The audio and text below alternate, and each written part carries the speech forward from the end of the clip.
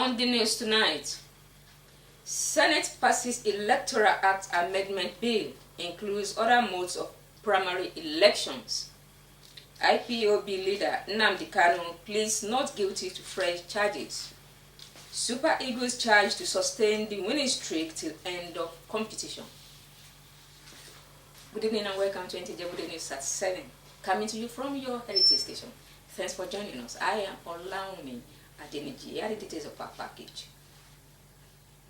The Senate has reconsidered and passed the Electoral Act Amendment Bill 2010, which now provides that the decision for mode of party primaries should be reserved for political parties. Lydia Ochi. This followed the rescinding of his earlier decision on party primaries, which provided only direct primaries for choosing candidates for political parties, and recommittal to the Committee of the Whole, where the observations of Mr. President as reasons for declining assent to the bill was addressed.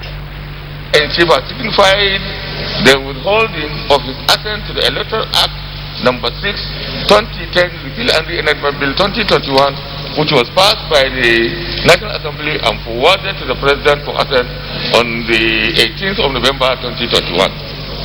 Senate notes that the rationale for withholding the assent borders on his observation on clause 84 of that bill. Desirous of the need to address the observation by Mr. President Commander-in-Chief and make necessary amendments in accordance with Order 87C of Senate Standing Orders 2022 as amended. Clause 84 as recommended. Is this a true reflection of what transferred in the Committee of the Whole? Thank you. A new electoral law based on the observations raised by Mr. President. The bill now provides that political parties will decide to adopt direct, indirect, or consensus in choosing their candidates.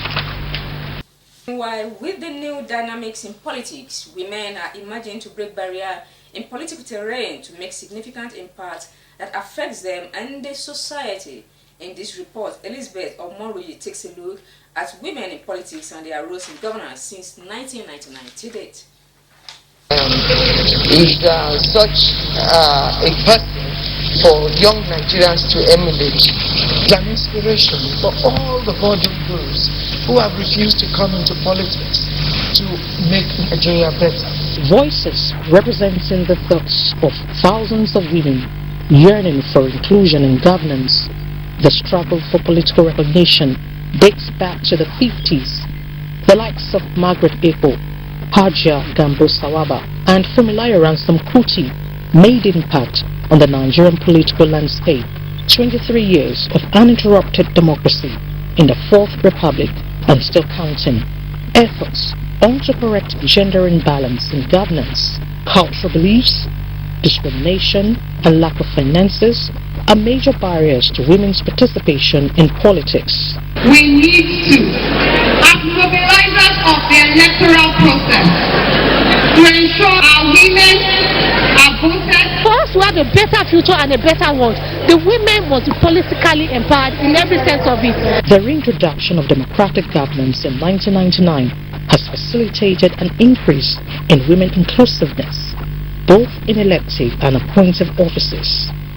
The likes of Patricia Ete, Florence Itagiwa, Remi Tinubu, Virgie Itiaba, Linda Ikbazu, Grace Bent, Jumoke Akinjide, Patricia Akwashiki, Ngozi Okojo-Iweala, and late Dora Akunyili redefined the political map.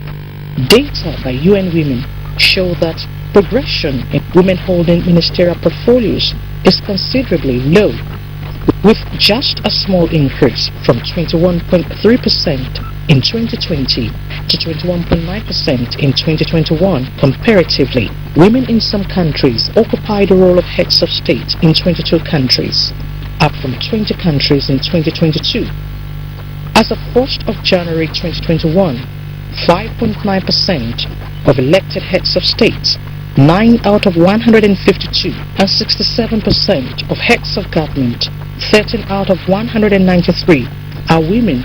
Efforts made by various administrations to increase the level of participation of women in politics, in line with the declaration made at the 4th World Conference on Women in Beijing, which advocated 30% affirmative action, propelled the extant national gender policy in Nigeria, which recommends 35% affirmative action for a more inclusive representation of women. 1999 till date, no woman has been democratically elected president or governor in Nigeria. Women have been yearning for so much, but if you give them appointment and you're not giving them those rightful positions, those impacts will not be felt. So I feel that yes, we should increase the number, but we should be strategic and deliberate about the positions that will be given to women. A United Nations report states that women's equal participation and leadership in political and public spheres are essential to achieving the Sustainable Development Goals by 2030. In Abuja, Elizabeth Omori, NTA News. The proclaimed leader of the proscribed indigenous people of Biafra, Nnamdi Kanu, has been arraigned on 15-count charge preferred against him by the Federal Republic of Nigeria. Having listened to the counts one after the other, Nnamdi Kanu pleaded not guilty to all the charges. Daily Atumbi completes the report. Arrival in the court, the proclaimed leader of the proscribed indigenous people of Biafra, Nnamdi Kanu, took his plea on the new 15-count charge, where he pleaded not guilty. The 15-count charge borders on various acts of terrorism allegedly committed by the defendant Nnamdi Kanu between 2018 and 2021. Having taken his plea, the prosecution counsel, Shuaibu Lebaran, told the court that the prosecution was ready to proceed on the matter. Counsel to the defendant, Mike Ozokume, SAN, informed the court of two pending applications, one to quash the 15-count charge, and the second application was the motion for the bail of Nnamdi Kanu. It is on record that Nnamdi Kanu had earlier jumped bail granted him by the same court a few years ago.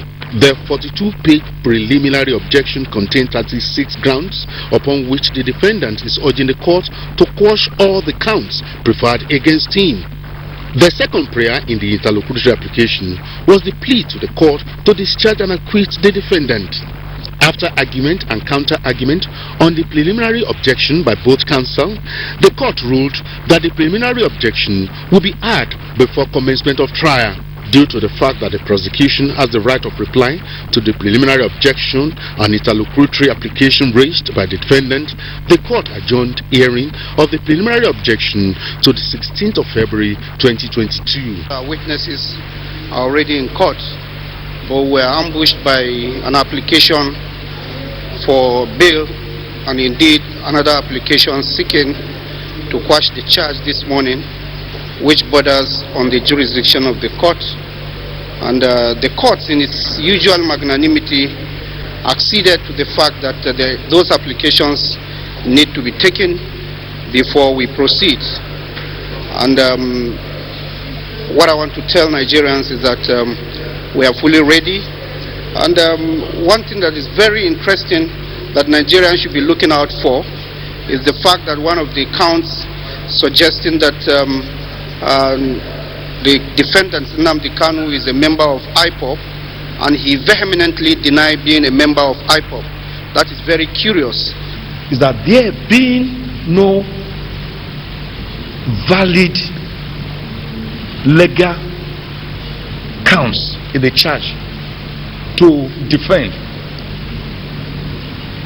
she should dismiss all of them and set free, that is discharge and acquit Mazi Nnamdi Kanu of any offenses. What the prosecution tried to do was to insist that because today was set down for hearing, that the trial must go on, notwithstanding the pendency of this application, which we have filed, and not also withstanding the pendency of a second application, a 26-page motion for bail. Counsel to Nnamdi Kanu expressed appreciation to the Department of State Service for an improved welfare of the defendant on the order of the court. Outside the premises of the court, for the second day running, a group called One Nigeria staged a peaceful rally advocating speedy trial and ensuring that justice is served in the matter. this IPOP group and their leader are not in any way representing our brothers and sisters in Igbo land that are living in Lagos, living in Kano, living in all other parts of the country, doing their businesses and going about their daily life. And also that of our brothers that are living in the southeast as well, that are kept at home against their own will. At the adjourned date, both parties will address the court on the preliminary objection by the defendant. In Abuja, Dele Atumbi, NTA News. We are going on a short break now. We'll be right back after this time. So go away. Atiba University, AU, in God we trust. Atiba University, knowledge, our light to the world. Knowledge we seek, knowledge we give, knowledge our creed, knowledge our key to change our world, make it a better place. God has strength, knowledge our key.